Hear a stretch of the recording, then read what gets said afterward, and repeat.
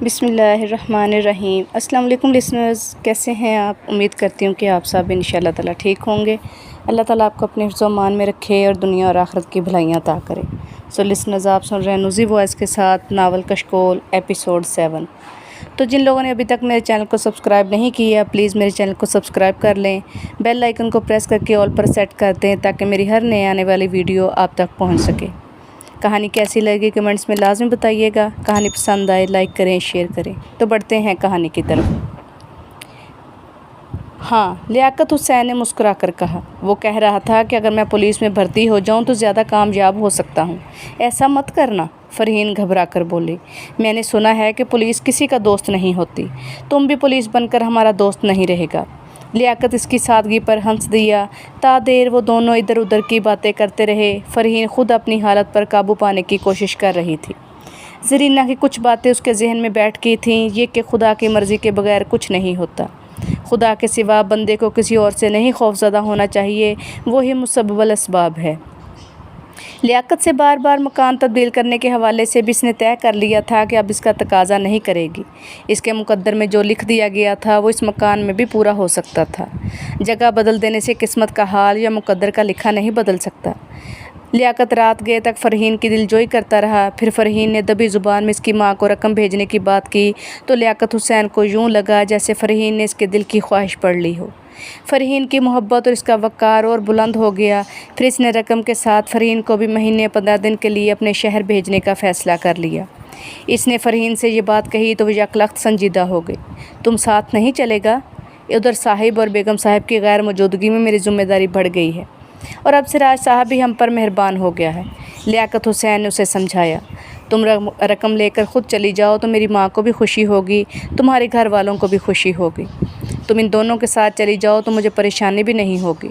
صاحب لوگوں کے آ جانے کے بعد میں اگلے سال تمہارے ساتھ ضرور چلوں گا، مجھے بھی ماں کی یاد آتی ہے۔ میرے چلے جانے کے بعد تمہیں کھانا کون بنا کر دے گا؟ کون تمہارا خیال رکھے گا؟ ادھر صاحب کے بنگلے پر بھی 2 روٹی کھا سکتا ہوں میں۔ میری فکر مت کرو، لیکن واپس جلدی آ جانا، ورنہ لیاقت کا دل تمہارے بغیر اداس رہے گا۔ فرحین نے اس کی بات مان لی۔ وہ باتیں کرتے کرتے سو گئی۔ لیاقت ان باتوں پر غور کرنے لگا جن کا تذکرہ ڈی ایس پی سراج نے کیا تھا۔ اس نے بھی حیرت اور تعجب کا اظہار کیا تھا۔ وہ سنجیدگی سے ان تمام باتوں پر غور کرنے لگا۔ اس کے الٹے ہاتھ پر فرحین سر رکھے ہوئے محب خواب تھی۔ سیدھے ہاتھ سے لیاقت اپنے پیٹ کی اس جگہ کو بار بار ٹٹول کر محسوس کر رہا تھا جس کے بارے میں سراج نے بھی سوال کیا تھا، لیکن لیاقت حسین نے نشانات کو پرانا بتا کر بڑی خوبصورتی سے بات کو ٹال دیا تھا۔ رات ٹھیک 7:45 بجے لیاقت حسین نے سارے کام نپٹا کر بوڑھے مالی بابا کو اپنے جانے کی حسب معمول اطلاع دی تو غفور نے مسکرا کر کہا تھا، لیاقت پتر، تو یہ روز روز مجھے جانے کی خبر کیوں دیتا ہے؟ گارڈ کو بول کر چلا جایا کر۔ اس کو بھی بول کر جاتا ہوں چاچا، لیکن تم سب سے پرانا آدمی ہے، میرا بزرگ بھی ہے، اس لیے میں تم کو بھی بتانا اپنا فرض سمجھتا ہوں۔ خدا تجھے سلامت رکھے پتر۔ میں نماز میں بھی تمہارے لیے دعا کرتا ہوں، سب تمہاری دعاؤں کا نتیجہ ہے چاچا، اسی لیے تو تم کو گھر کا بڑا مانتا ہوں۔ لیاقت حسین غفور چاچا کی دعا لے کر نکلا۔ گیٹ کے ڈیوٹی گارڈ کو بھی اپنی روانگی کا کہہ کر وہ جانے لگا تو سراج کی گاڑی دیکھ کر رک گیا۔ وہ گیٹ کے باہر اپنی گاڑی موڑ رہا تھا۔ لیاقت کو دیکھ کر سراج نے اسے قریب آنے کا اشارہ کیا۔ کہاں جا رہے ہو لیاقت؟ ڈیوٹی ختم کر کے گھر جا رہا ہوں صاحب۔ گاڑی میں بیٹھو، میں تمہیں راستے میں ڈراپ کر دوں گا۔ لیاقت تھوڑا سا ہچکچایا، پھر سراج کے اصرار پر اس کے ساتھ اگلی نشست پر بیٹھ کر پوچھا، آپ کب آئے تھے صاحب؟ اور باہر سے واپس بھی جا رہے تھے؟ ابھی 2 منٹ پہلے، لیکن ایک ضروری کال آ گئی تو اب اس کام کے لیے ڈیوٹی دینے جا رہا ہوں۔ کیا آپ لوگوں کا ڈیوٹی دن رات کا ہوتا ہے؟ نہیں، ایسا نہیں ہے، سراج نے اسے سمجھایا۔ دفتر کے اوقات مقرر ہوتے ہیں، لیکن اگر کوئی قانونی معاملہ پیش آ جائے تو پھر دن ہو یا رات کسی بھی وقت اسے دیکھنا بھی ہمارے فرائض میں شامل ہے۔ آپ اس وقت اکیلے جائیں گے؟ لیاقت نے حیرت سے سوال کیا۔ ہاں، سراج نے مسکرا کر جواب دیا۔ کسی کی دور رہ کر صرف نگرانی کرنی ہے، ضرورت محسوس ہوئی تو قریبی تھانے سے بھی مدد آ جائے گی۔ پھر ٹھہر کر سراج نے لیاقت سے کہا، تم کو اگر گھر جانے کی جلدی نہ ہو تو تم بھی چلو، مشکل سے 2 گھنٹے کا کام ہے، واپسی میں تمہیں تمہارے گھر کے قریب چھوڑ دوں گا، کیا خیال ہے؟ سراج کا انداز دوستانہ تھا، اس لیے لیاقت نے بھی انکار نہیں کیا۔ اس کے علاوہ ایک پولیس آفیسر کے ساتھ گاڑی میں بیٹھ کر کسی کی نگرانی کے شوق نے اسے بھی اکسایا۔ سراج کی پیشکش بھی اس کے لیے کسی اعزاز سے کم نہ تھی۔ 10 منٹ بعد سراج نے شہر کے پوش علاقے میں پہنچ کر اپنی گاڑی ایک ایسی جگہ پارک کی جہاں سے دور دور تک دیکھا جا سکتا تھا۔ لیاقت نے گاڑی سے اترنے کی خاطر دروازہ کھولنا چاہا تو سراج نے اسے روک دیا۔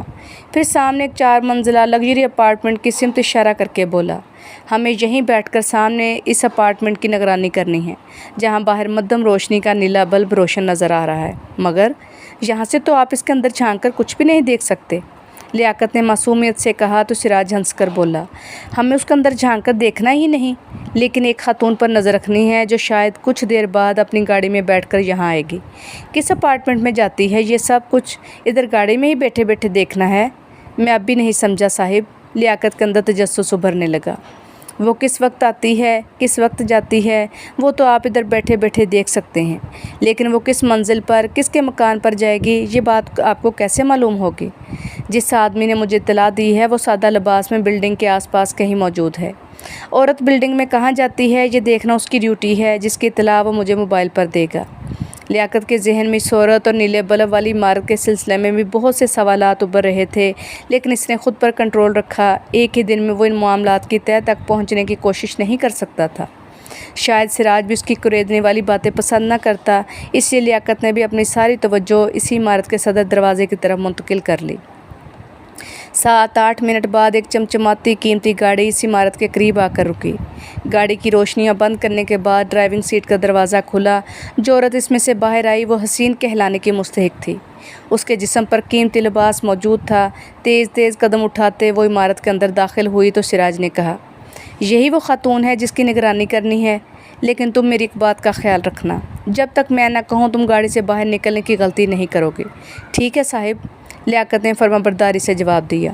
جس سڑک پر وہ اپارٹمنٹ واقع تھا اس پر برائے نام ٹریفک نظر آ رہی تھی۔ دور دور تک کوئی دکان نہیں تھی، اس لیے کوئی راہگیر بھی نظر نہیں آ رہا تھا۔ ہر طرف ایک عجیب سا ویران سناٹا پھیلا ہوا تھا، گاڑیوں کے آنے جانے کا سلسلہ بھی نہ ہونے کے برابر تھا۔ لیاقت خاموش بیٹھا اس گاڑی کی طرف دیکھ رہا تھا جس سے خوبصورت خاتون اتر کر عمارت میں داخل ہوئی تھی۔ 10 منٹ اور گزر گئے لیکن اس کی سمجھ میں یہ بات نہ آ سکی کہ سراج کس وجہ سے اس عورت کی نگرانی کر رہا تھا۔ 10 منٹ بعد لیاقت نے ایک ویگن نما گاڑی کو اس عمارت اور اس کے بعد دوسری عمارت کے درمیانی پتلی سڑک پر آ کر رکتے دیکھا۔ ویگن کی لائٹس بجھا دی گئیں لیکن کوئی اس میں سے اترا نہیں۔ اس ویگن کو بڑی سڑک سے تقریباً 10 منٹ دور ہی روکا گیا تھا۔ میرا خیال ہے کہ اب یہاں کوئی نہ کوئی ہنگامہ بھی ہو سکتا ہے۔ سراج کی بات سن کر لیاقت چونکا۔ کیسا ہنگامہ صاحب؟ اس نے مدھم آواز میں سراج سے پوچھا۔ ویگن کی لائٹس بند ہونے کے بعد کوئی اس سے باہر نہیں آیا۔ اس کا مطلب یہ ہے کہ ابھی جو خاتون اندر گئی ہے یہ ویگن اسی کے تعاقب میں آئی ہے۔ ممکن ہے ہماری طرح وہ بھی اس کی نگرانی کر رہے ہوں، یا پھر یہ بھی ہو سکتا ہے خاتون کی واپسی کے بعد اسے اغوا کرنے کی کوشش بھی کی جائے۔ اغوا؟ وہ کیوں؟ لیاقت نے حیرت سے پوچھا۔ اس کی وجہ بعد میں معلوم ہوگی، فی الحال تم میری ہدایت پر عمل کرنا۔ گاڑی نے نیچے نہ اترنا، سراج نے اسے دوبارہ تاکید کی۔ لیاقت سنبھل کر بیٹھ گیا۔ سراج کی بات سن کر اسے کچھ عجیب سا محسوس ہو رہا تھا۔ 1 منٹ بعد ہی سراج کے موبائل پر سگنل موصول ہوا۔ ٹھیک ہے، میں نے بھی اسے دیکھ لیا ہے۔ نہیں، کسی اور کوئی فی الحال بلانے کی ضرورت نہیں، میں دیکھ لوں گا۔ چاہو تو تم بھی دور رہ کر تعقب کرنا، لیکن میری اجازت کے بغیر کوئی کارروائی نہیں ہوگی۔ بائے۔ سراج نے بات ختم کر کے احتیاطاً اپنا سروس آٹومیٹک پستول نکال کر گود میں رکھ لیا۔ دونوں کی نگاہیں مطلوبہ عمارت کے صدر دروازے پر مرکوز تھیں۔ وقت سست رفتاری سے گزرتا رہا۔ پھر کوئی تقریباً 40 منٹ کے بعد وہی خوبصورت خاتون عمارت کے صدر دروازے سے باہر آئی۔ گاڑی کے قریب جا کر وہ دروازہ کھولنا چاہتی تھی، لیکن اچانک اس کی گاڑی کے عقب میں چھپے 2 ہٹے کٹے نقاب پوش برق رفتاری سے نکل کر خاتون کی طرف لپکے۔ ایک نے اسے پشت سے دبوچ لیا، دوسرا ہاتھ میں پستول لیے دائیں بائیں کی نگرانی کر رہا تھا۔ سراج اپنی گاڑی میں بیٹھا سب کچھ دیکھتا رہا، لیکن لیاقت حسین برق رفتاری سے دروازہ کھول کر باہر نکل گیا۔ سراج ایک لمحے کو گھبرا گیا، پھر موقع کی نزاکت محسوس کر کے وہ بھی اپنے سروس آٹومیٹک پستول کے دستے پر گرفت مضبوط کرتا لپک کر باہر نکل گیا۔ اتنی دیر میں لیاقت حسین دوڑتے ہوئے اس آدمی کے سر پر پہنچ گیا جو خاتون کو دبوچے بند وین کی طرف لے جا رہا تھا۔ پستول والے نے اسے للکار کر دور رہنے کی دھمکی دی، لیکن لیاقت حسین کا ہاتھ فضا میں بلند ہو کر دوسرے آدمی کی کن پٹی پر اس شدت سے پڑا کہ وہ عورت کو چھوڑ کر سڑک پر ڈھیر ہو گیا۔ دوسرے شخص نے لیاقت حسین پر یکے بعد 2 فائر کیے۔ एक गोली निशाना चूक कर खातून के जिस्म पर कहीं लगी तो वो लहरा कर गाड़ी के करीब ही गिर पड़ी। लियाकत ने जुनूनी कैफियत में दौड़कर पिस्तौल वाले को पकड़ना चाहा तो उसने 2 मज़ीद फायर कर दिए। पिस्तौल में साइलेंसर फिट होने की वजह से सिर्फ टच की आवाज़ ही उभरी थी, जिसे सिराज ने सुन लिया था। वो ऐसी पोजीशन में नहीं था कि जवाबी फायर करता, इसलिए कि सामने लियाकत हुसैन था। फिर भी बुलंद आवाज़ में पिस्तौल वाले को ललकारा, रुक जाओ वरना शूट कर दूंगा। इमारत से एक सादा लिबास वाला भी दौड़ते हुए बाहर निकला, लेकिन इसे भी देर हो चुकी थी। करीब से 2 फायर होने के बाद सिराज को यकीन था कि लियाकत हुसैन ज़िंदा नहीं बचेगा, लेकिन इस वक्त इसकी निगाहें हैरत से फटी की फटी रह गईं जब लियाकत की बजाय पिस्तौल वाला दर्दनाक आवाज़ हलक से खारिज करते हुए ज़मीन पर गिरा। लियाकत हुसैन बदस्तूर अपनी जगह खड़ा रहा। खातून बुरी तरह ज़ख्मी है साहिब, सादा लिबास वाले ने सिराज को इन्फॉर्म किया। तुम इसे इसी गाड़ी में लेकर हस्पताल पहुँचो, मैं आता हूँ। सिराज ने इसे हुक्म देने के बाद लियाकत हुसैन की तरफ देखा, जिसकी आंखों से ऐसा तासुर उभर रहा था जैसे वो ख्वाब की हालत से दो चार हो। वो खुद से भी अनजान नज़र आ रहा था। लियाकत हुसैन, तुम ठीक तो हो? सिराज ने करीब जाकर इसे झंझोड़ा तो इस तरह चौंका जैसे कोई ख्वाब टूट गया हो। क्या हुआ साहिब? उसने नॉर्मल अंदाज में सिराज से सवाल किया। क्या वो लोग खातून को अगवा करके ले गए? सिराज को उसका जवाब सुनकर हैरत हुई। इसने फौरी तौर पर लियाकत की कमीज़ पर नज़र डाली, वहाँ इसे खून का एक कतरा भी नज़र न आया। दूसरे ही लम्हे इसकी नज़र पिस्तौल से चलाई जाने वाली गोलियों के खाली खोल पर पड़ी, जो लियाकत के कदमों के करीब ही पड़े थे।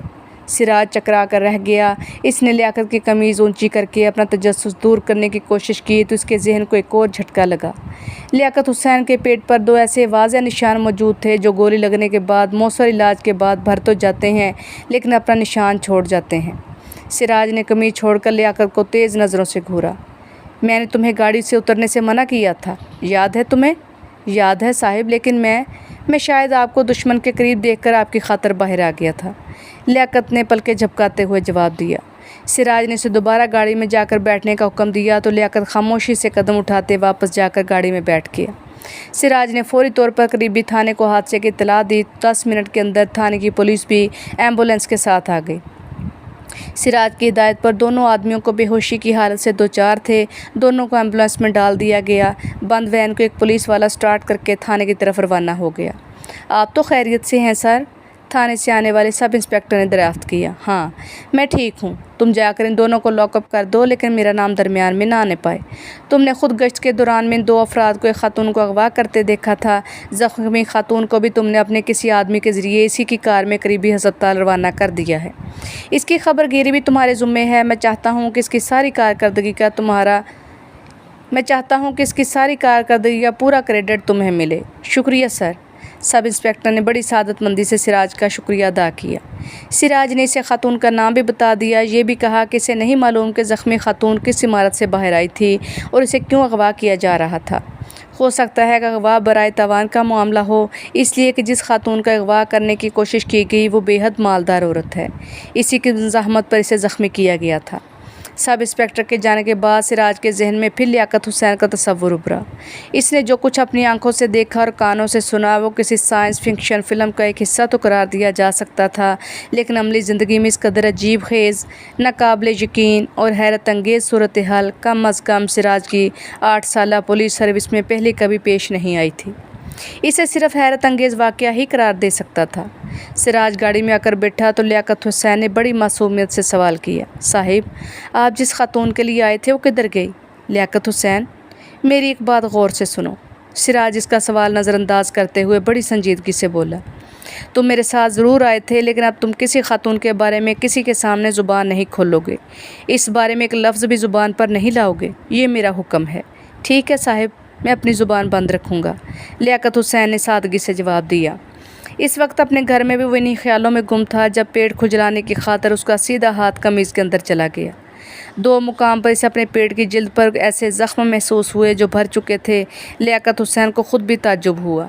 अपने ख्याल की तस्दीक की खातिर इसने सोती हुई फ़रहीन के सर के नीचे से हाथ निकाला, लालटेन लेकर सहन में आया और तेज़ रोशनी में जायज़ा लिया तो ख़ुद भी हैरत का शिकार हो गया।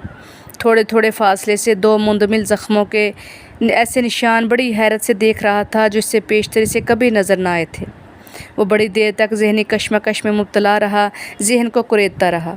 حیرت کے عالم ان مندمل زخموں کے بارے میں سوچتا رہا، لیکن ایسا کوئی حادثہ اسے یاد نہ آیا جس کی روشنی میں وہ ان زخموں کے بارے میں اپنے آپ کو مطمئن کر سکتا۔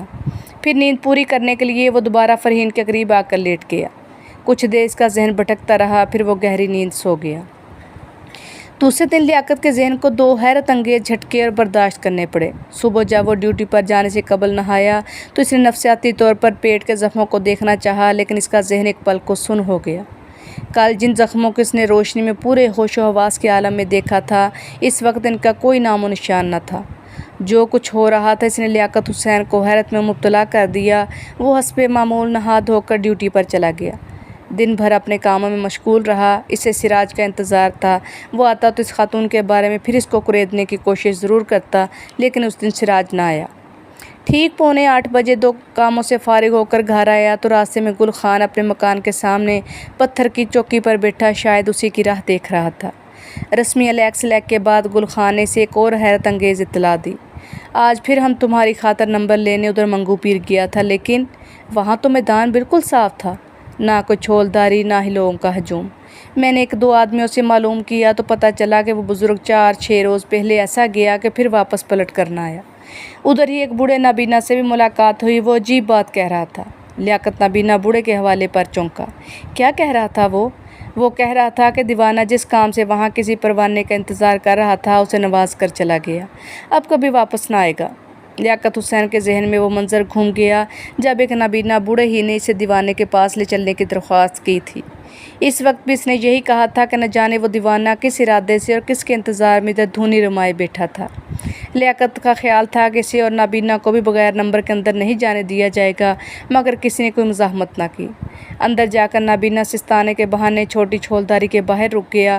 لیاقت کو اندر بھیج دیا، جہاں دیوانے کے ہاتھوں کو شاید پہلی بار حرکت میں دیکھا گیا۔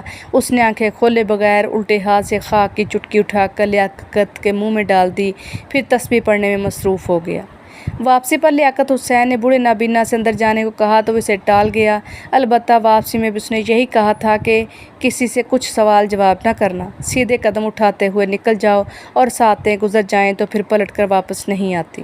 تم میری بات پر عمل کرنا۔ ایک بات اور غور سے سن لو، اندر جو کچھ ہوا تم اس کا ذکر کبھی کسی کے سامنے زبان تک نہ لانا۔ دیوانوں کی طرف سے کچھ مصلحتیں من جانب اللہ ہوتی ہیں، اللہ بھی ان کی مدد فرماتا ہے جو خلق خدا کی بھلائی کے لیے کام کرتے ہیں۔ لیاقت کے ذہن میں بوڑھے نابینا کے جملے گونج رہے تھے۔ اسے یاد تھا کہ واپسی میں کسی نے ان دونوں پر کوئی توجہ نہ دی تھی۔ اس وقت گل خان نے بھی کسی نابینا بوڑھے کا ذکر کیا، یہ بھی بتایا کہ نابینا نے گل خان سے بھی اشاروں کنایوں میں یہی کہا تھا۔ دیوانہ جس کام سے وہاں کسی پروانے کا انتظار کر رہا تھا اسے نواز کر چلا گیا، اب کبھی واپس نہیں آئے گا۔ تم کیا سوچ رہے ہو لیاقت؟ گل خان نے لیاقت کو مخاطب کیا۔ سب مقدر کی بات ہے، جانے وہ کون خوش نصیب تھا دیوانہ جسے نواز کر چلا گیا۔ تم پریشان مت ہو، اوپر والا سب کا نگہبان ہے۔ تم نے ٹھیک کہا، لیاقت نے مختصراً جواب دیا۔ پھر اس نے گھر کے دروازے پر جا کر فرحین کو آواز دی اور خود دوسری طرف منہ کر کے کھڑا ہو گیا۔ جب فرحین نے اسے بتایا کہ زرینہ جا چکی ہے تو وہ پلٹ کر اندر آ گیا۔ اس کے ذہن میں جو گتھی کل شام سے الجھ رہی تھی وہ جیسے اچانک ہی سلجھ گئی۔ اس کے ذہن میں ایک جملہ گنبد کی صدا بن کر چکرانے لگا، وہ خوش نصیب تم ہی ہو لیاقت حسین، دیوانہ تمہارا ہی منتظر تھا، وہ تمہیں نواز کر اب کسی اور طرف نکل گیا۔ زیادہ پی لینے کے سبب افضل خان کی آنکھ صبح ذرا دیر سے کھلی، لیکن وہ پریشان نہ ہوا، اس لیے کہ شیخ حامد کو بیرون ملک گئے ابھی صرف 1 دن ہی گزرا تھا۔ اس کے علاوہ باہر کے کام کی دیکھ بھال بھی افضل خان کے ذمے تھی، اس سے سوائے بگ باس کے اور کوئی باز پرس نہیں کر سکتا تھا۔ سب سے پہلے اٹھ کر نیم گرم شاور لیا تو اس کے ذہن پر طاری بھاری پن چھٹنے لگا۔ لباس تبدیل کرنے کے بعد اس کے ذہن میں سب سے پہلے میڈم روبی کا خیال آیا۔ اس نے ایک بار پھر روبی کی پرکشش آفر پر غور کیا، پھر موبائل اٹھا کر اس کا نمبر ملانے لگا۔ اس کی آنکھیں کسی شکاری عقاب کی طرح روشن نظر آ رہی تھیں۔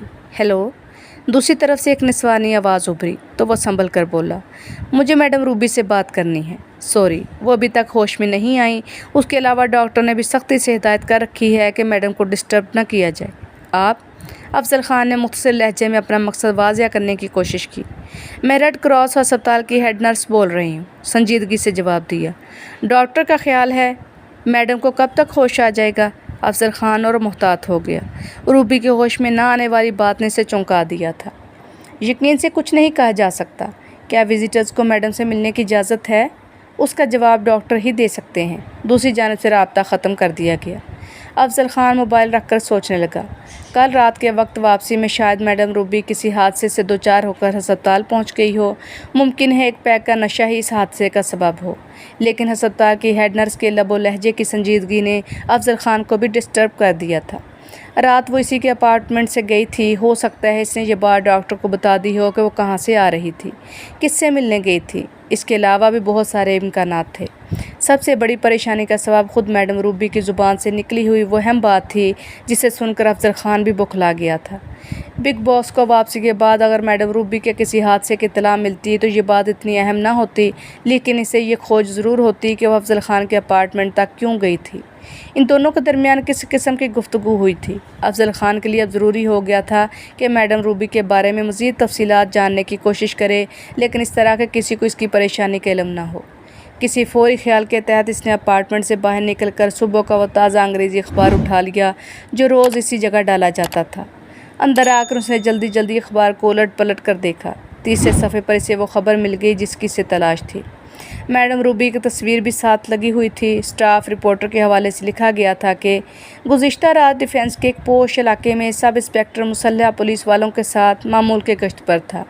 جب اس نے دو مشکوک آدمی دیکھے جو کسی عورت کو سہارا دے کر اپنی وین کی طرف لے جا رہے تھے، سب انسپکٹر کو اغوا کا شبہ ہوا تو اس نے دور سے ان افراد کو للکارا، جنہوں نے کوئی جواب دینے کی بجائے پولیس کی جیپ پر فائرنگ شروع کر دی۔ پولیس نے جوابی فائرنگ کی تو دونوں مشکوک افراد نے ہتھیار ڈال دیے، لیکن اس عرصے میں اغوا کنندگان کی جانب سے چلائی جانے والی ایک گولی میڈم روبی کے بائیں بازو پر لگی، جو اس دوران میں خود کو چھڑا کر اپنی قریب کھڑی گاڑی میں بیٹھ کر وہاں سے نکل جانا چاہتی تھی۔ مذکورہ سب انسپکٹر نے زخمی خاتون کو بے ہوشی کی حالت میں اپنے ایک سپاہی کے ساتھ اس کی گاڑی میں فوری طور پر ریڈ کراس ہسپتال روانہ کیا اور دونوں مجرموں کو پولیس کے مطابق پہلے بھی اغوا برائے تاوان کی کئی وارداتوں میں ملوث رہ چکے ہیں، لاک اپ کر دیا۔ ہسپتال ذرائع کے مطابق اگرچہ میڈم روبی کے زخم بہت زیادہ خطرناک نہیں، لیکن اگر انہیں 24 گھنٹے کے اندر اندر ہوش نہ آیا تو کیس کوئی خطرناک رخ بھی اختیار کر سکتا ہے۔ ہسپتال کے VIP روم نمبر B1 کے باہر پولیس کا پہرا لگا دیا گیا ہے۔ میڈم روبی کے ہوش میں آنے کے بعد سنسنی خیز انکشافات کی توقع کی جا رہی ہے۔ اگرچہ افضل خان کے اپارٹمنٹ کا نام نہیں آیا تھا، لیکن اخباری رپورٹ پڑھ لینے کے بعد اس کی پریشانی ضرور بڑھ گئی تھی۔ اسے یقین تھا کہ دونوں زیر حراست مجرم میڈم روبی کا تعاقب کرتے ہوئے وہاں تک پہنچے ہوں گے۔ واپسی پر انہوں نے روبی کو اغوا کرنے کی کوشش کی ہوگی، لیکن پولیس نے بروقت ان کا پلان چوپٹ کر دیا۔ بہرحال میڈم روبی کے ہوش میں آ جانے کے بعد یا پھر عدالت میں دوران تفتیش اس کے اپارٹمنٹ کا نام بھی ضرور آئے گا۔ یہ بات افضل خان کے لیے کسی طور پر مناسب نہ تھی۔ اس سے پہلے کہ روبی کے ہوش میں آنے کے بعد پولیس افسران سے تفتیش کریں، کسی نہ کسی طرح افضل خان کا اس سے ملنا ضروری ہو گیا تھا۔ افضل خان ابھی کوئی راستہ نکالنے کے بارے میں غور کر ہی رہا تھا کہ اس نے فون کی گھنٹی بجی۔ اس نے کچھ تامل کے بعد ریسیور اٹھا لیا۔ افضل خان، اس نے اطمینان سے کہا، میں شبنم بول رہی ہوں۔ دوسری جانب سے افضل خان کے دفتر میں کام کرنے والی ٹیلی فون آپریٹر کی آواز ابھری۔ تم نے آج کا اخبار دیکھا؟ کوئی خاص خبر؟ ہاں، مشہور کروڑ پتی خالد ریاض کی بیوہ کو کل رات کچھ لوگوں نے اغوا کرنے کی کوشش کی، لیکن اسی دوران میں پولیس کے راؤنڈ پر آ جانے سے وہ اپنے مقصد میں کامیاب نہ ہو سکے۔ بہرحال پولیس اور مجرموں کے درمیان ہونے والی فائرنگ کے دوران میں میڈم روبی بھی زخمی ہو گئی اور اس وقت وہ ریڈ کراس ہسپتال میں گزشتہ 12-14 گھنٹوں سے بے ہوش پڑی ہیں۔ تمہیں اس خبر سے کیا دلچسپی ہے؟ افضل خان نے بظاہر بے پرواہی سے جواب دیا۔ اسے جس علاقے سے زخمی حالت میں پایا گیا ہے، اسی ایریا میں تمہارا اپارٹمنٹ بھی ہے۔ کیا کہنا چاہ رہی ہو؟ افضل خان نے تیز لہجے میں سوال کیا۔ کچھ دنوں سے یہ خبر گشت کر رہی ہے کہ میڈم روبی کسی وجہ سے تمہاری شخصیت میں دلچسپی لے رہی تھی، شاید تم بھی؟ نان سینس! افضل خان جھلا گیا۔ میں اس قسم کی بےہودگی پسند نہیں کرتا۔ آئندہ خیال رکھنا، تمہاری جگہ اگر میں ہوتی تو شاید میں بھی الجھ جاتی۔ شبنم نے الفاظ چباتے ہوئے کہا۔ بگ باس کے آنے میں شاید 2 دن اور باقی رہ گئے ہیں۔ بگ باس کا ان باتوں سے کیا تعلق؟ افضل خان نے ہونٹ چباتے ہوئے سوال کیا۔ ان باتوں سے نہ صحیح، لیکن تم سے تو ہے۔ شبنم کا لہجہ اس بار بھی معنی خیز تھا۔ میں آدھے گھنٹے میں دفتر پہنچ رہا ہوں، افضل خان نے تل ملا کر کہا، پھر فون بند کر دیا۔ اس کے اندر ایک نیا خطرہ سر اٹھانے لگا۔ بات اگر صرف روبی تک ہوتی تو ٹھیک تھا، لیکن شبنم نے خاص طور پر بگ باس کا نام کیوں لیا تھا؟ کیا اپارٹمنٹ کے حوالے سے وہ اسے ڈرانا چاہتی تھی، یا کسی طرح وہ بھی اس راز سے واقف تھی جس کا انکشاف گزشتہ رات روبی نے کیا تھا؟ शबनम रूबी को किसी तरह और किस हैसियत से जानती थी? दोनों के दरमियान अगर कोई ताल्लुक़ था तो इसकी नोयत क्या थी? अगर ताल्लुक़ नहीं था तो फिर शबनम को रूबी के ज़ख्मी होने या ना होने से क्या दिलचस्पी हो सकती थी? और भी कई सवालात थे जो उसके जहन में गडमड हो रहे थे। इसे ये भी इल्म था कि ख़ुद शबनम भी मुलाजमत के औकात ख़त्म होने के बाद किस किस्म की ज़िंदगी गुजार रही थी, उसकी ज़ाती तसरीहात किस नोयत की थी। ठीक आधे घंटे बाद अफजल ख़ान ने दफ्तर पहुंचकर सबसे पहले इसे ही अपने ऑफिस में तलब किया। शबनम स्विच बोर्ड दूसरी ऑपरेटर के हवाले करके अफजल ख़ान के कमरे में दाखिल हुई। इस वक्त भी वो न डर और बेखौफ ही नज़र आ रही थी। उसका लिबास भी हस्बे साबिक़ नहायत मॉडर्न था। कोई ख़ास हुक्म? उसने खाली कुर्सी पर बैठते हुए अफजल ख़ान से मध्यम लहजे में दरियाफ़्त किया। फिर बात जारी रखते हुए बोली, अगर मैं तुम्हारे किसी काम आ सकूं तो इसे भी अपनी खुशकिस्मती ही समझूंगी। तुमने फ़ोन पर बिग बॉस का हवाला क्यों दिया था? मेरा ज़ाती ख्याल है कि अगर ये बात बिग बॉस के कानों तक ना पहुँचे तो ज़्यादा मुनासिब होगा कि करोड़पति बेवा को इस वक्त अगवा करने की कोशिश की गई जब वो तुम्हारे अपार्टमेंट की बिल्डिंग से निकलकर वापसी के इरादे से अपनी गाड़ी में बैठने जा रही थी। आई सी। अफजल ने मुस्कुराकर दूसरा रास्ता इख्तियार करने की ठान ली। गोया अब तुम मेरी ज़ाती मसरूफियत का भी खोज लगाने का काम अंजाम दे रही हो। 1 मिनट। अफजल ख़ान इसकी बात काट कर यकलख्त संजीदा हो गया। मैं दफ्तर में इस किस्म की बातें पसंद नहीं करता। बिग बॉस का भी यही हुक्म है कि कभी किसी भी स्टाफ मेंबर की सोशल लाइफ का कोई ताल्लुक़ इस दफ्तर से नहीं होना चाहिए। रेड क्रॉस अस्पताल के 1-2 कारिंदों को मैं बहुत करीब से जानती हूँ। शबनम ने अफजल ख़ान की बात को यकसर नज़रअंदाज करते हुए बड़ी राजदारी से कहा, मैं कोशिश कर रही हूँ कि किसी तरह पुलिस की तफ्तीश में शुरू होने से पेशतर रूबी तक पहुँचकर इससे बात कर लूँ। किस किस्म की बात? अफजल ख़ान इस बार कदरे नरम लहजे में पूछा। शबनम की ज़ुबानी रेड क्रॉस अस्पताल के 2-3 कारिंदों से वाकफ़ियत वाली बात इसके भी काम आ सकती थी। यही कि वो तुम्हारी बिल्डिंग में सिरे से गई ही नहीं थी। शबनम ने अजीब अंदाज में कहा। वो वहाँ गाड़ी से उतरी ज़रूर थी, जैसा कि पुलिस के रिकॉर्ड पर भी मौजूद था, लेकिन क्या ये ज़रूरी है कि इसे तुम्हारे ही अपार्टमेंट में जाना मकसूद हो? बराबर की किसी इमारत में वो अपने किसी वाकिफ़कार से भी मिलने जा सकती है। तुम ऐसा क्यों चाहती हो? अफजल ने कसमसा कर सवाल किया। मेरी बिल्डिंग में सिर्फ मेरा ही अपार्टमेंट नहीं और बहुत सारे लोगों की रहाइश भी मुख्तलिफ अपार्टमेंट में है। ओके, अगर तुम्हें भी इस बात का खौफ नहीं तो मैं बिला वजह ही परेशान हुई। वो अपना जुमला मुकम्मल करके उठने लगी तो अफजल ख़ान ने से बैठने का इशारा किया। शबनम की ज़ाती वाकफ़ियत से जो सहूलत मिल रही थी वो इसे खोना नहीं चाहता था। कुछ तौक़ुफ़ के बाद उसने हथियार डाल दिए। मुफ़ाहमत का अंदाज़ इख्तियार करते हुए कहा, मेरा ख़्याल है कि तुम मैडम को बहुत करीब से जानती हो। हाँ, मैं इस बात से इनकार नहीं करूँगी। इस बार शबनम ने मोहतात अंदाज में जवाब दिया। क्या वो तुम्हारी पुरानी वाक़फ़कार है? सॉरी, मैं इस सवाल का जवाब फ़िलहाल नहीं दे सकूँगी। उसके शोहर की हादसाती मौत के सिलसिले में तुम क्या कुछ जानती हो? मैं नहीं समझ सकी कि तुम इस किस्म के सवाल क्यों पूछ रहे हो। शबनम ने बड़ी खूबसूरती से बात घुमाते हुए कहा, इस वक्त अहम मसला ये है कि मैडम के सिलसिले में तुम्हारा नाम किसी तरह दरमियान में नहीं आना चाहिए, और अगर तुम्हारी कोशिश के बावजूद ऐसा ना हो सका तो मुमकिन है कि बिग बॉस के और तुम्हारे रास्ते जुदा हो जाएं, और तुम जानते हो कि बिग बॉस की नाराज़गी मोल लेना कितना महंगा पड़ेगा। शबनम ने यकलख्त जज्बाती अंदाज में जवाब दिया, मैं फ़िलहाल तुम्हें बिग बॉस के करीब और ज़िंदा देखना चाहती हूँ। इसी में हम दोनों का भी मुफाद है। ठीक है। अफजल ख़ान ने अपनी शिकस्त तस्लीम कर ली। अगर तुम मैडम से मिलकर मेरे अपार्टमेंट का जिक्र दरमियान से ख़त्म करा सकती हो तो मैं तुम्हारा शुक्रगुज़ार हूँगा। और इस मेहनत का इनाम क्या दोगे? शबनम शौक़ होने लगी। जो तुम मांगो। अफजल ख़ान तरंग में आकर बोला, कहो तो 1-2 दिन में एडवांस और अदायगी भी कर दूँ। इतनी जल्दी भी नहीं। शबनम ने उठते हुए कहा, तुम दूसरी ऑपरेटर को बुलाकर मेरा काम संभालने की ताकीद कर दो। मैं फ़ौरी तौर पर अस्पताल जाना पसंद करूँगी।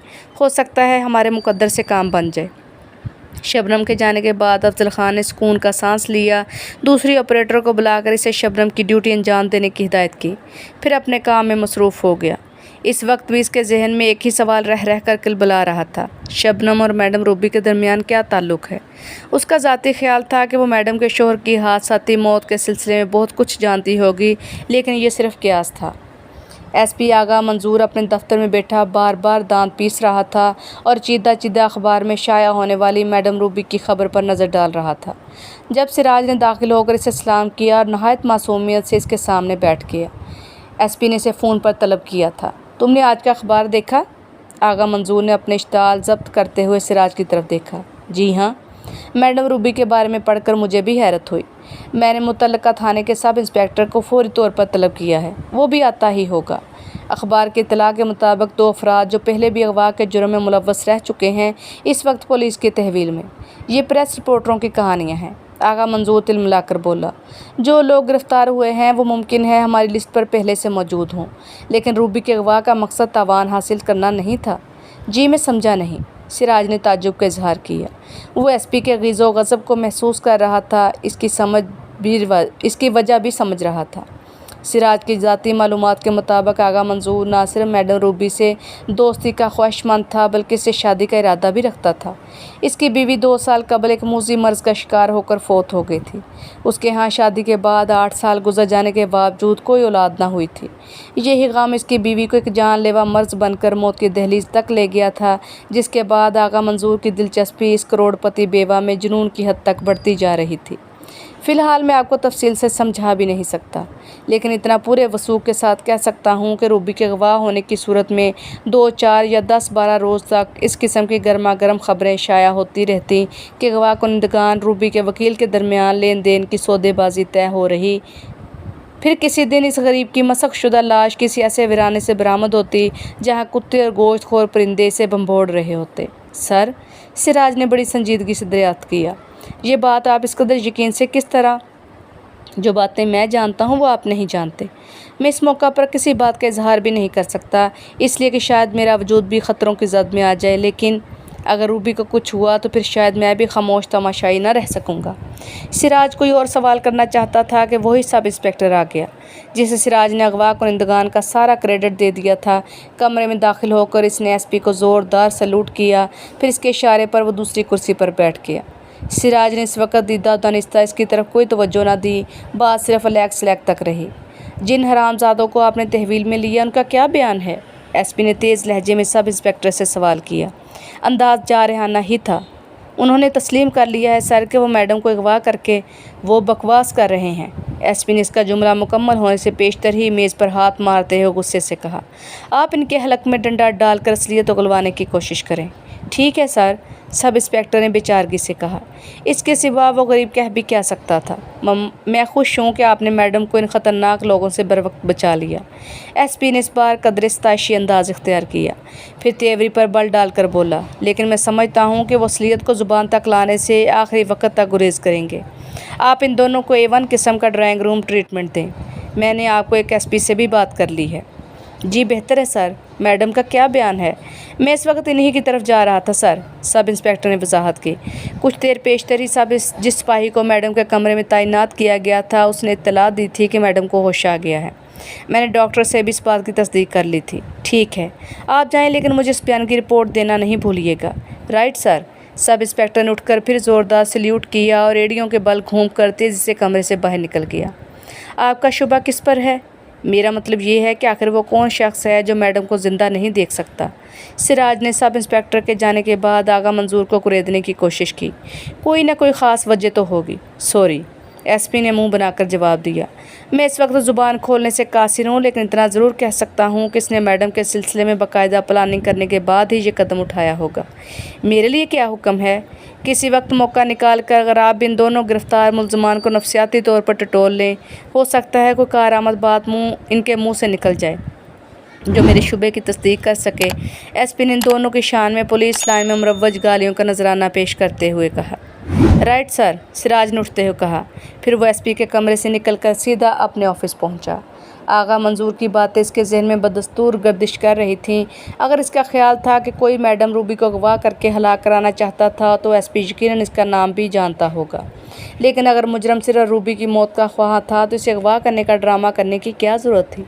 वैन में बैठे बैठे भी रूबी के जिस्म को खुदकार आतिशी राइफ़ल के ज़रिए छलनी कराया जा सकता था।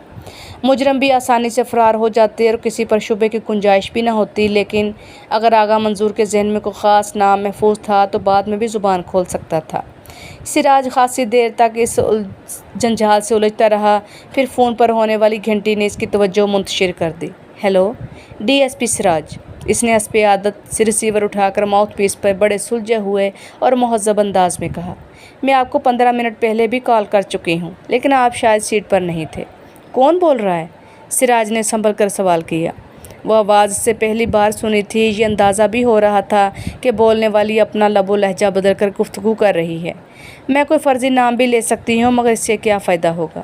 اس بار صاف گوئی سے جواب دیا گیا۔ دوسری بات یہ بھی بتا دوں کہ میں ایک پبلک کالنگ بوتھ سے بات کر رہی ہوں، اس لیے میرا نمبر ٹریس کرانے کی کوشش میں اپنا قیمتی وقت ضائع نہ کیجیے گا۔ کیا بات کہنی ہے؟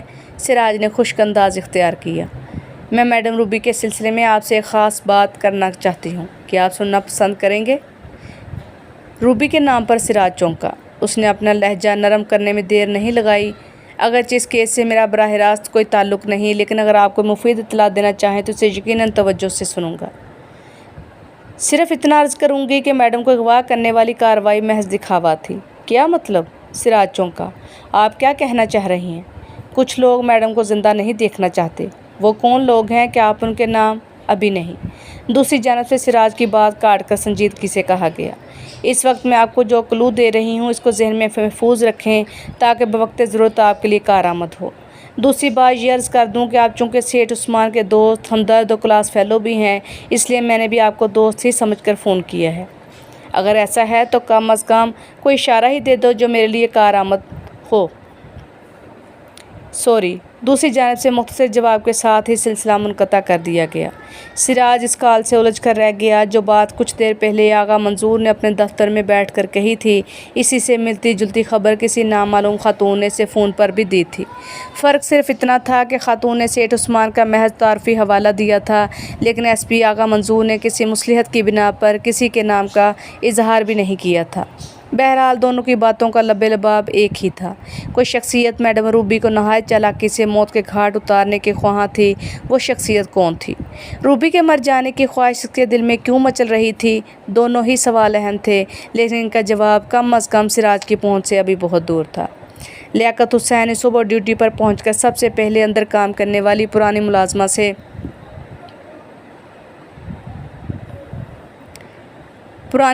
سے رات بھر کی خیریت دریافت کی، پھر کوٹھی کا چکر لگا کر بوڑھے غفور کے کمرے میں اس کی خیریت دریافت کرنے چلا گیا۔ غفور گزشتہ 2 روز سے کمر کی تکلیف اور بخار میں مبتلا تھا۔ اب آپ کیسے ہیں بابا؟ بس زندہ ہوں لیاقت پتر۔ غفور نے اسے شفقت بھری نظروں سے دیکھا۔ طبیعت کا کیا بتاؤں، سب سے بڑی بیماری تو انسان کا بڑھاپا ہے۔ اس عمر میں طبیعت نرم گرم تو ہوگی، معمولی بخار ہے، 1-2 روز میں لوٹ پوٹ کر ٹھیک ہو جاؤں گا۔ غفور بابا، تم جانتے ہو کہ بیگم صاحبہ نے جاتے وقت مجھے اس کوٹھی کے تمام سیاہ و سفید کا مالک بنا دیا تھا۔ جانتا ہوں پتر، اور خوش بھی ہوں۔ تم نے بر وقت دشمنوں کی چال کی خبر نہ دی ہوتی تو۔ غفور جملہ پورا کرتے کرتے رک گیا۔ نیک آدمی کو اس کی وفاداری، نیکی اور ایمانداری کا پھل بھی ضرور ملتا ہے۔ میں یہاں صاحب کی غیر موجودگی میں کچھ ضروری کام بھی کرنا چاہتا ہوں۔ مجھے یقین ہے کہ بیگم صاحبہ کو بھی آنے کے بعد کوئی اعتراض نہ ہوگا۔ ضرور کرو پتر، غفور کی دعائیں بھی تمہارے ساتھ ہیں۔ اور اگر بعد میں تم نے میری تبدیلی پسند نہ کی، کوئی اعتراض کیا تو پھر؟ تو نے یہ کیسے سوچ لیا پتر کہ میں تیری کسی بات کے خلاف آواز نکالوں گا؟ پکی بات؟ 16 آنے پکی، غفور نے کھانستے ہوئے جواب دیا تو لیاقت یکلخت سنجیدگی سے بولا۔ پھر میں تم سے ہی شروع کرتا ہوں۔ لیاقت نے بڑی اپنائیت سے حکم چلایا۔ 2 روز سے تم ٹال مٹول کر رہے ہو، لیکن آج تم نے زبان سے ہار دی ہے تو جلدی سے منہ پر ہلکا سا پانی کا چھپاکا مار کر تیار ہو جاؤ۔ اتنی دیر میں گاڑی ادھر لاتا ہوں۔ تمہیں اسی وقت میرے ساتھ ڈاکٹر کے پاس چل کر دوا لانا ہوگی۔ رہنے دے لیاقت پتر، میں نے ایک دیسی علاج۔ تم نے ابھی زبان دی تھی غفور بابا، اور ابھی کول بھی ہار رہے ہو۔ فٹافٹ تیار ہو جاؤ۔ لیاقت اپنا جملہ مکمل کرتے ہوئے گاڑی لینے چلا گیا تو غفور اسے دل سے دعائیں دیتے ہوئے چارپائی سے اٹھ کر جانے کو آمادہ ہو گیا۔ ڈاکٹر سیٹھ عثمان کا واقف کار تھا۔ اس نے غفور کا تفصیلی معائنہ کرنے کے بعد ہسپتال ہی سے ضروری دوائیں بھی مفت دلوا دیں اور 1 ہفتہ مکمل آرام کا مشورہ دیا۔ واپسی کے راستے میں لیاقت نے غفور سے کہا، سن لیا اپنے کان سے بابا، ڈاکٹر نے 1 ہفتہ تمہیں مکمل آرام کرنے کا مشورہ دیا ہے۔ وہ تو ٹھیک ہے پتر، لیکن پودوں میں بھی انسان کی طرح زندگی ہوتی ہے۔ وقت پر انہیں کھاد اور پانی نہ ملے تو وہ اس کی فکر مت کرو۔ 1-2 روز میں تمہاری ڈیوٹی کر لوں گا، پھر کسی نوجوان مالی کا بندوبست بھی ہو جائے گا۔ تم ٹھیک ہو جاؤ تو پھر دیکھ بھال کرنا تمہاری ہی ذمہ داری ہوگی۔ غفور کی دعا لے کر وہ اپنے روزمرہ کے کاموں میں مشغول ہو گیا۔ اس شام اس کی ملاقات سراج سے بھی ہو گئی۔ لیاقت نے باہر لان میں چائے پانی کا بندوبست کیا، پھر سراج کے اشارے پر اس کے قریب ہی لان پر بیٹھ گیا۔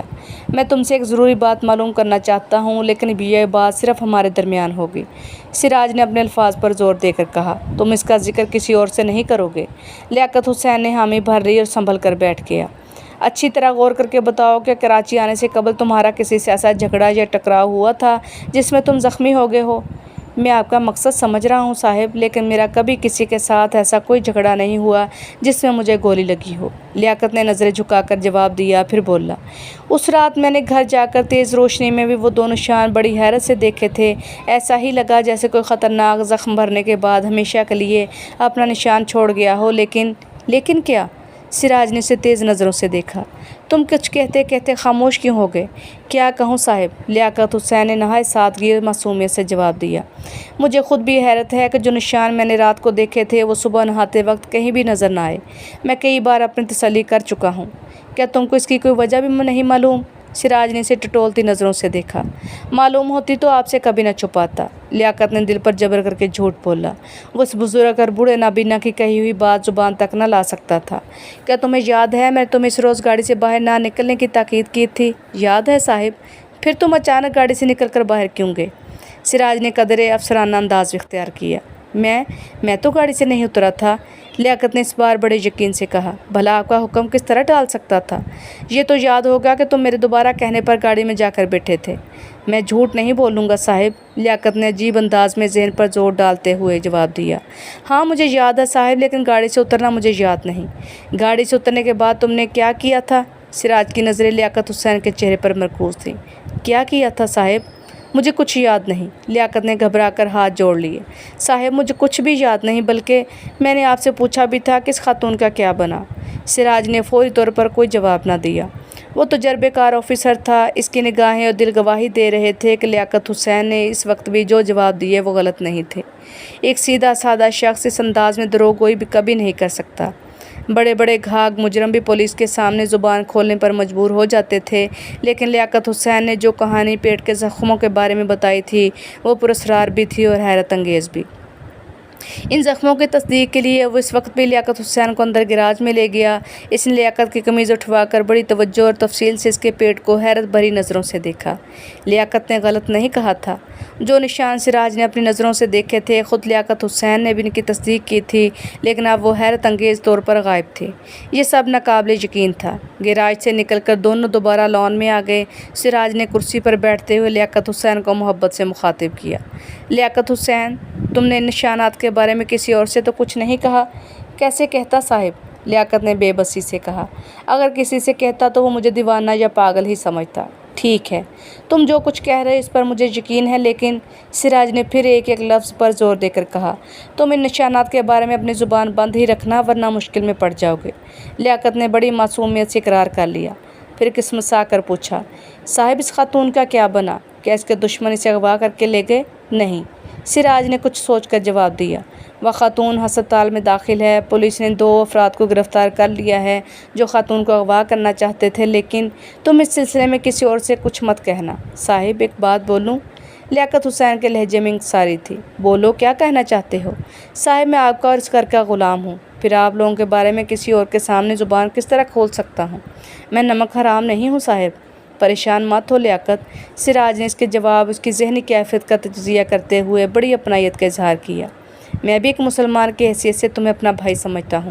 خدا آپ کو خوش رکھے صاحب۔ لیاقت حسین نے دل سے دعا دی، پھر سراج کے جانے کے بعد بھی اس دیوانے کے بارے میں غور کرتا رہا جسے ایک پراسرار صلاحیت سے نواز کر کہیں اور نکل گیا تھا۔ لسنر، یہ تھی آج کی ایپیسوڈ۔ کہانی کیسی لگی کمنٹس میں لازمی بتائیے گا۔ کہانی پسند آئے لائک کریں، شیئر کریں۔ کہانی سننے کے لیے شکریہ۔ دعا میں یاد رکھیے گا۔ اللہ حافظ۔